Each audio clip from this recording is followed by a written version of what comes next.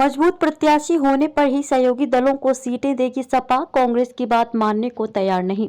India गठबंधन के घटक दलों के बीच लोकसभा सीटों के बंटवारे की कवायद शुरू होनी है, पर मौजूदा परिस्थितियों में यह गुत्थी आसानी से सुलझते हुए नहीं दिख रही है। सपा ने फैसला किया है कि घटक दलों के पास मजबूत प्रत्याशी होने पर ही वह कोई भी सीट छोड़ेगी। सीटों के बंटवारे के लिए तृणमूल, सपा और डीएमके सरीखी क्षेत्रीय पार्टियां भी एक समान फॉर्मूला अपनाने पर सहमत हैं।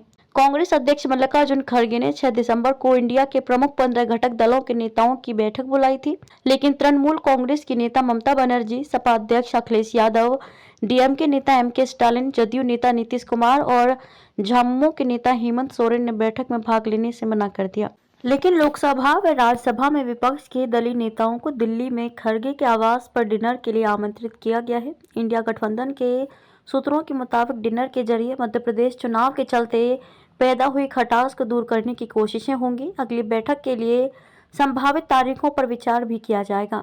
5 राज्यों के चुनाव के दौरान ही राजद और जदयू समेत इंडिया के कई घटक न सिर्फ एक बड़ी रैली का आयोजन करना चाहते थे, बल्कि सीटों के बंटवारे के फॉर्मूले पर वार्ता करने की भी उनकी योजना थी। लेकिन कांग्रेस ने 5 राज्यों के चुनाव के नतीजों के बाद इस पर विचार करने की बात कहते हुए मामलों को टाल दिया था। कांग्रेस की बात मानने को तैयार नहीं क्षेत्रीय दल। इंडिया के सूत्रों का कहना है कि अब क्षेत्रीय शक्तियां भी सीटों के लिहाज से कांग्रेस की बहुत ज्यादा बात मानने के लिए तैयार नहीं है।